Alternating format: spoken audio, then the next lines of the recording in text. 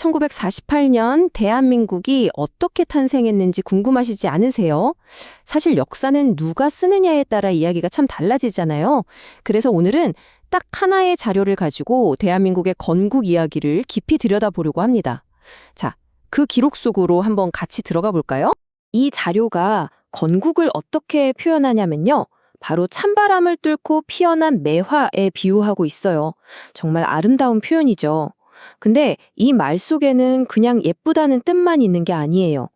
그 혹독한 시련을 이겨낸 숭고한 희생이 있었다는 걸 암시하면서 이 이야기가 딱 시작됩니다. 자, 모든 이야기에는 시작점이 있겠죠. 이 자료가 말하는 대한민국의 건국 이야기는 놀랍게도 한반도가 아니라 저 멀리 국제 무대에서부터 시작됩니다. 바로 한국의 독립이 처음으로 약속되었던 그 순간들 말이죠. 이 자료가 딱 짚는 게 뭐냐면 2차 세계대전 막바지에 열렸던 3번의 국제회의예요. 보세요. 1940년 카이로에서 한국을 독립시키겠다. 처음 약속을 하고요. 1945년 얄타에서 그 약속 유효하다. 다시 한번 확인을 하죠. 그리고 마지막으로 포츠담에서 일본 항복하면 한국은 해방이다. 이렇게 땅땅땅 못을 박은 겁니다. 이 자료는 바로 이 약속들이 건국의 첫 단추였다. 이렇게 설명하고 있는 거죠. 그런데 말이죠. 이런 국제적인 약속이 있었다고 해서 모든 게 순탄하게 풀렸을까요? 천만에요. 이 자료에 따르면 해방의 기쁨은 정말 잠시였습니다. 그 기쁨이 채 가시기도 전에 한반도는 희망이 아니라 완전히 다른 정말 거대한 갈등 속으로 빨려 들어갔다고 지적하고 있어요. 자, 이제부터가 이 자료가 정말 흥미롭게 분석하는 부분인데요. 해방된 조국이 이제 다 같이 힘을 합쳐서 새로운 나라를 만들자. 이렇게 한마음 한뜻으로 나아간 게 아니었다는 겁니다. 오히려 나라의 미래를 어떻게 만들 거냐를 두고 아주 치열한 이념 전쟁터가 되어버렸다는 거죠. 이 자료는 당시 상황을 아주 명확한 대립구도로 그리고 있어요. 한쪽은 어떻게든 독립국가를 세우는 게 목표였고 다른 한쪽은 공산주의 세력을 넓히는 게 목표였다는 거예요. 그러니까 목표도 다르고 방식도 다르고 모든 게 달랐던 거죠. 결국 이 두 세력이 꽝 하고 부딪히면서 역사의 방향이 결정되었다. 이렇게 보는 겁니다. 특히 이 자료는 당시에 활동했던 남조선 노동당에 대해서 아주 강한 어조로 평가를 내리고 있는데요. 핵심은 이거예요. 소련의 지령을 받는 대리인이었다. 그래서 남한 사회에 혼란을 만들어서 결국 한반도 전체를 공산화하려는 아주 뚜렷한 목표가 있었다고 주장하는 겁니다. 자, 그럼 이 이념 갈등이 결국 어떻게 폭발했을까요?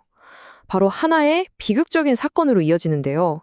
이 자료는 제주 4.3 사건을 그냥 우발적으로 일어난 충돌이 아니라고 봐요. 아주 철저하게 계산된 정치적인 행동이었다고 해석하고 있습니다. 이 자료가 제시하는 논리의 흐름을 한번 따라가 볼게요. 먼저 육지에서 활동하던 게 미군정 때문에 막히자 남로당이 제주도를 새로운 활동 무대로 삼았다는 거예요. 그럼 왜 하필 제주도였을까요? 최종 목표는 딱 하나, UN 감시 아래 열리는 50 총선거를 어떻게든 방해해서 무산시키는 거였죠. 그리고 그 과정에서 결국 그런 비극적인 사건이 벌어졌다고 이 자료는 분석합니다. 이렇게 상황이 정말 극심하게 혼란스러울 때 이 자료는 한 인물을 딱 조명합니다. 마치 해결사처럼요. 바로 훗날 우리나라 초대 대통령이 되는 이승만입니다. 근데 이 자료는 그를 어느 날 갑자기 짠 하고 나타난 영웅처럼 그리는 게 아니에요. 오히려 수십 년 동안 독립을 위해 외교 무대에서 뛰어온 전문가였다. 이렇게 묘사하고 있습니다. 그러니까 그의 외교 활동이 해방 직전인 1940년대에 갑자기 시작된 게 아니라는 점을 굉장히 강조해요.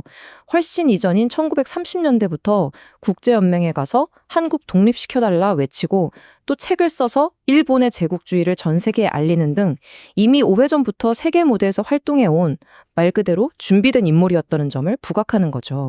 이 자료를 보면 이승만의 위상이 극적으로 바뀌는 결정적인 계기가 나와요. 바로 진주만 공습입니다. 일본이 언젠가 미국을 칠 거다라고 계속 경고했는데 아무도 안 믿었거든요. 그런데 그 예측이 정말 현실이 되니까 미국도 더는 그를 무시할 수 없게 된 거예요. 한마디로 그냥 무시당하던 망명객에서 미래를 내다보는 해안을 가진 정치 지도자로 위상이 확 바뀌었다. 이렇게 설명하고 있습니다. 자, 그리고 이 모든 이야기들이 하나로 모여서 마침내 건국의 순간으로 이어집니다. 수십 년 동안 나라 없이 떠돌고 또 해방 후에는 이념으로 갈라져 싸웠잖아요. 이 모든 문제에 대한 해법으로 이 자료가 제시하는 결론이 바로 건국인 거죠. 그렇게 온갖 방해 공작과 혼란이 있었지만 마침내 1948년 5월 10일 유엔의 감시 아래에서 역사적인 첫 총선거가 열리게 됩니다. 이 자료는 이 선거의 의미를 아주 중요하게 보는데요. 단순히 대표를 뽑는 걸 넘어서 그 길고 길었던 무정부 상태를 끝내고 드디어 우리 국민의 손으로 직접 나라를 세우는 첫걸음이었다고 평가하는 겁니다. 그리고 그 선거를 바탕으로 구성된 국회에서 이승만이 압도적인 지지로 초대 대통령에 당선되면서 마침내 대한민국이라는 나라가 탄생하게 된 거죠. 이 자료는 이 순간을 거의 40년에 걸친 투쟁과 해방 이후에 그 모든 혼란을 이겨내고 얻어낸 정말 감격적인 승리의 순간으로 그리고 있습니다. 이야기의 마지막은 남한과 북한의 지도자를 아주 날카롭게 비교하면서 끝을 맺습니다. 남한의 이승만은 지적인 능력과 국제 정세를 보는 눈을 가졌고 무엇보다 국민이 선거로 직접 뽑은 지도자라고 설명해요. 반면에 북한의 김일성은 소련군의 꼭두각시 스탈린의 도구에 불과했다고 평가하죠. 즉, 한쪽은 국민의 선택, 다른 한쪽은 외세의 선택. 이 구도를 아주 선명하게 보여주는 겁니다. 그래서 이 자료가 내리는 최종 결론은 딱 한 문장이에요. 대한민국은 시작부터 달랐다. 자, 이 말을 들으시니 여러분은 어떤 생각이 드시나요? 정말 한 국가가 어떻게 시작되었는지가 그 나라의 미래를 결정하는 걸까요? 오늘 우리가 함께 살펴본 이 이야기가 여러분 각자의 답을 찾는 데 작은 실마리가 되었으면 좋겠습니다.